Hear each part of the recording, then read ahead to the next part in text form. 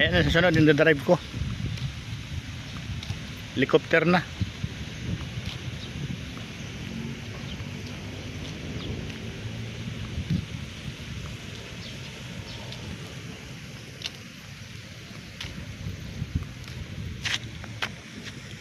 Yan. I-drive natin sa sunod. Pero laruan lang, hindi ganyan. Tunay na yan eh.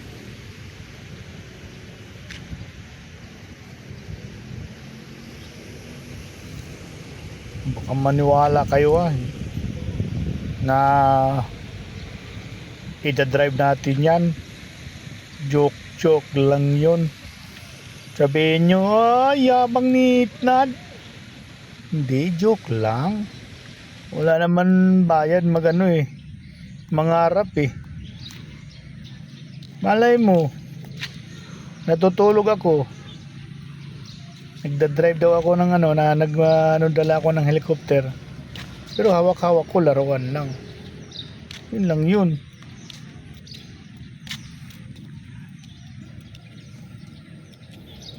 Ito yan yan ang papasok na papasok doon sa clubhouse ng ng golf club ng Malarayat. Ayan to, mga golf cart ginagamit ng player. Kung gusto mong, pwede naman din na hindi ka maggamit ng golf cart, pero kadalasan gumagamit kasi malalayo yung ikutin Ayan, golf cart na katambad niya ko. May bayad yan. Ayan sila naglalaro. Ayan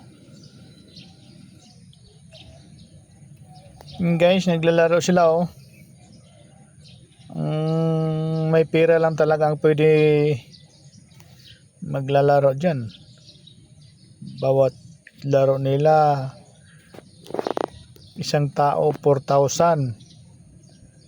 Hindi pa kasama yung kadi, yung tagapayong at saka yung taga-bit-bit ng pamalo niya. Tapos may additional pa yung golf cart. Yan, ito yung clubhouse nila Diyan sila bababa pag galing sa biyahe. Diyan sila bababa, diyan sila magpa-register bago sila mag-start ng laro. Yan yan ang pasukan. Yan ang pasukan dyan. Bababa ka dyan. Ganda ng guys yun, laruan nila. Green na green talaga yung damo. Ito, laro lang ng mga mayayaman. Kasi kung ang kita mo isang araw ay minimum, hindi ka rin pwede maglaro. Kulang pa yung kita mo sa isang araw. Ang laki ng yan, golf course guys. Ito mga tauhan, yung mga maintenance yan, tagalinis sa golf course. Yung mga damo na hindi dapat halo doon sa mga green grass, tinatanggal nila. Malamig dito. Itong parking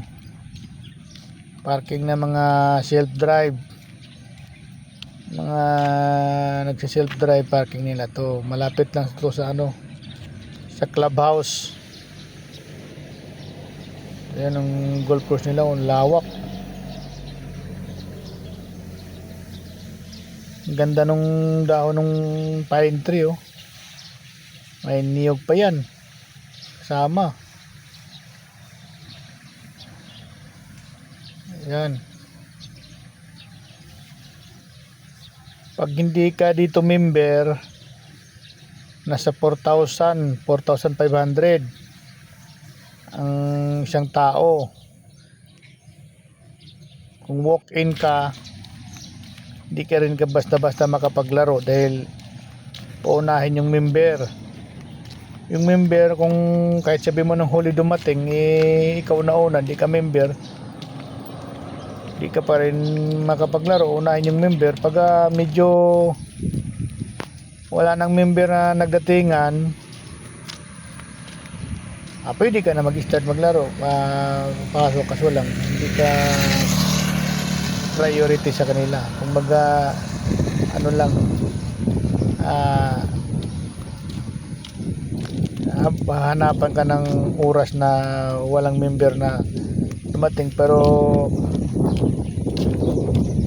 pag nakapag-start ka naman din naglaro na may member, hindi ka na pwede singitan kasi nag-start ka na eh. Pero pag hindi ka pa nag-start, balik ka muna doon sa dahil hindi ka priority. Ang priority talaga nila maglalaro yung member. Kasi magagalit naman yung member, tatanungin nila, member ba yun? Sasabihin hindi member, pagalitan yung yung nasa receptionist na bakit inuna yun, hindi naman member. Pero pag member ka, mayroon pa rin proseso. Kailangan halimbawa ngayon, bukas ka maglalaro, magpa-book ka na sa kanila. Ganitong oras gusto mo, halimbawa alas 6 ang start o alas 7 gusto mo mag-start. Yan ang kailangan protocol din na mag-register ka rin. Pwede naman na hindi ka magpa-book.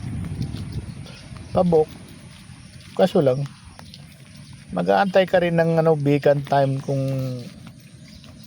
may mga unang member na dating sa'yo, kahit doon na kang dumating, kung hindi ka naman nagpa-book, unahin pa rin yung nagpapa-reserve. Yung halimbawa kahapon nagpapa-reserve, unahin pa rin yun kasi may reservation na siya eh. Kahit member ka, parang parang hindi ka member. Pero pag yung ikaw hindi ka member ka, tapos mayroon kang kasabayan din na hindi member, mas priority ka doon sa hindi member. May vacant time na available, ikaw member, ikaw yung unang ipapasok doon, hindi yung hindi member. Pero kung ikaw member, magsama ka rin ng halimbawa kaibigan mo na maglalaro, maka-discount ka. Halimbawa 4,000, babayaran mo mga 2,500. Pero sa kadi walang discount, buo talaga bayad mo dun. Yung golf cart na ginagamit mo, may bayad din yun. Ang alam ko dyan